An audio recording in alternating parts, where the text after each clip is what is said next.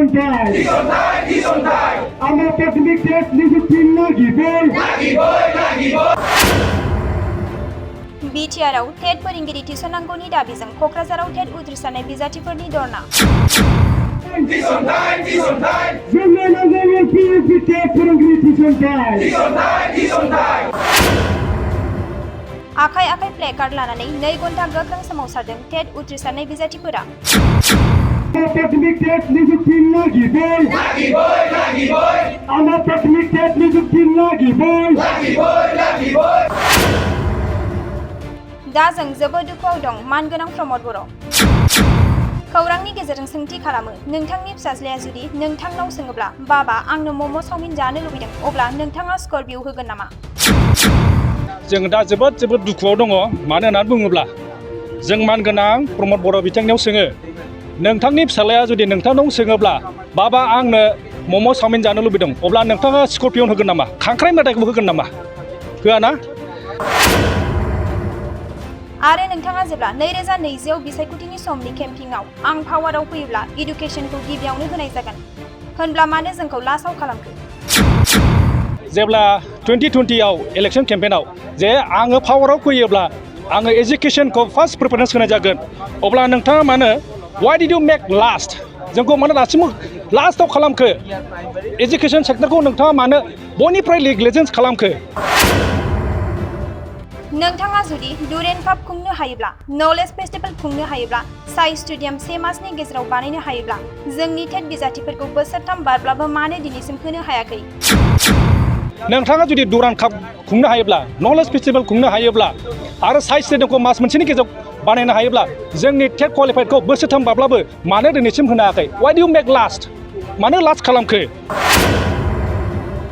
जों टेट उथ्रिसारनाय बिजाथिफोरखौ 70% होबाय नोंथाङा बे टेट उथ्रिसारनाय बिजाथिफोरखौ सुइजारलेण्डआवसो हैदोंमोन नामा? नोंथाङा बुंदों आगोलसो जे जोङो टेट क्वालिफाइडखौ 75% होबाय नोंथाङा बे टेट क्वालिफाइडखौ सुइजारलेण्डआवसो हैदोंमोन नामा? जोंनि बिटिआरआवथ' दाबो 75% टेट क्वालिफाइड होआखै नोंथाङा सुइजारलेण्डआव हैदोंब्ला अननानै सुइजारलेण्डनिफ्राय बड'लेण्डआव लाबोफिन। जोंनि बिटिआरआव दाबो टेट 70% उथ्रिसारनाय बिजाथिफोर होआखै।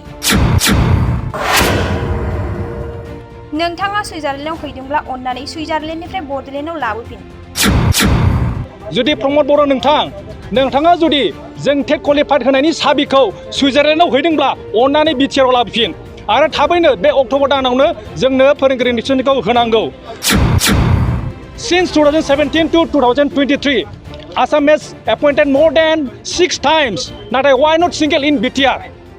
आसामाव जुदि 6थि खेब फोरोंगिरि थिसनथाय होनो हायोब्ला जोंनि बिटिआरआव बड'लेण्डआव खनसेबो माने थिसनथाय होनो हाया। आरो mister Dipen Boro' president of ABSU नोंथाङा बुंदों आरआव नोंथाङा बेबायदि बुंदों जे टेट खुंबावनांगौ जोंनि बिटिआरआव सिन्स 2017 to 23 जोङो more than 20,000 टेट क्वालिफाइड दङ अब्ला नोंथाङा मा डाटा लानानै टेट खुंबावनांगौ बुंखो ना नोंथांनि डाटाया अखाफोराव थायो नामा?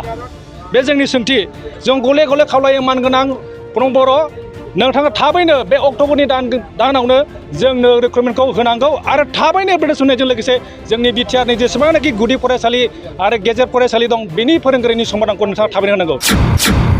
जोङो दिनै नैबेवहाय सेन्ट्रेल कमिटिया धर्नाकर्सि खालामदों धर्ना कार्यकर्सि आरो बेनि गेजेरजों जों बेखौनो दुखु फोरमायदों जोंनि आसाम सरकारा जोंनिसिम गोबांबार खेबथाम खेबब्रै 2019निफ्राय दिनैसिम 2023 सिम खेबब्रै 4 टाइम्स बेवहाय रिक्रुटमेन्ट जानानै थांबाय प्राइमारि लेभेलाव नाथाय जोंनि बिटिआरआव मा जाखो खेबसेबो जायासै जायनि जाहोनाव जोंनि माखासे प्राइमारि स्कुलफोरा एलपि इउपि स्कुलफोरा मा जादों सानफ्रोमबो दान मोनफ्रोमबो गंफा गंनै थैयै दा माबायदि अबस्थायाव जादों दाखालिसो जोंहा मानगोनां डक्टर रनज पेगु सारा जोंनि बिटिआरआव एबभ 4,000नि सायाव जोंहा बिटिआर ओनसोलनिफ्राय माखासे स्कुलफोरा मा जानो थांगासिनो दं मा होनो एमालगेमेसन एबा माखासे स्कुलफोरा गंनैया गंसेल' खालामजासिगोन माने गोबां स्कुलफोरा थैनो थांगासिनो दं अब्ला जोंना कन्डिशना मा जागोन जोंनो राइट टु एडुकेसन 2009 एक्ट बेयो जोंना मा होफैदोंमोन जोंनि गोरिब गुन्द्रा गासैबो फरायसाफोरनि थाखाय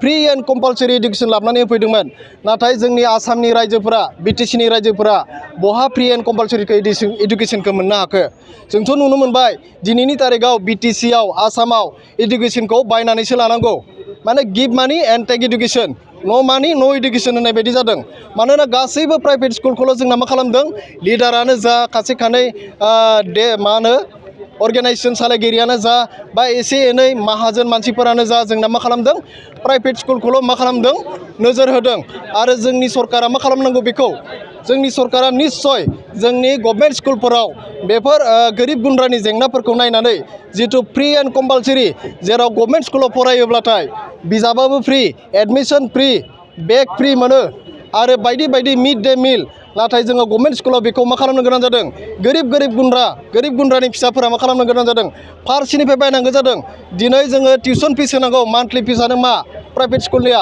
500 600 700 1000 थाखा आरो मा खालामनांगौ बेगखौबो बायनांगौ बिजाबखौबो बायनांगौ अब्ला बिसोरनि मान्थलि खरसा मा जायो 3000 4000 जायो अब्ला जोंनि गोरिब फेमिलिफोरा पेरेन्टसफोरा माबोरैहाय सानै साथाम गथ'खौ मान्थलि 10,000 20,000 खरस खालामनानै फरायहोनो हानो दिनै जोंहा माखासे गोरिब गुन्द्राफोरनि सायाव बिराद अयनाय खालामनाय जादों बेखायनो जोंनि दानि बिटिआरनि मानगोनां चिफ प्रमद बर' सारखौ जों गले गले खावलायो जाहाथे नैबे दाबिया जोंनि साख्रिनि थाखायल' नङा जोंनि स्कुलफोरनि कन्डिसनफोरा सानसेबो नेजाला सानसे लेट जायोबानो गंसे स्कुल बायो अब्ला जोङो जोंनि साख्रिनि खोथाखौथ' बाद दोनथ' स्कुलनि अबस्थाखौ नायनानै नोंथाङा जाहाथे थाबैनो जोंनि रायजोनि दुखु दाहाफोरखौ सुफुंनानै होयो आरो नैबे जोंनि इडुकेसननि जिथु प्रब्लेम बेनो जोंनि समाजारि जौगानायनि मोनसे गाहाय गुदि मोनसे बिथिं आरो जाय बिथिंखौ बेखायनो जोंनि समाजनि जौगानायखौ नायनानै हारिनि जौगानायखौ नायनानै बिटिसिनि जौगानायखौ नायनानै नोंथाङा जाहाथे नैबे जोंनि एलपि इउपि प्राइमारि लेभेलनि जिथु जेंना बेखौ थाबैनो सुफुंनानै होयो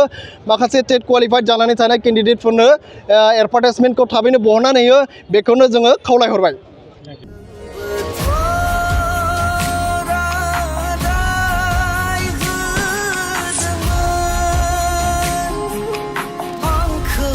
फैजासिम अराय समसिम नेनानै थागोन मोसासो आं मोसा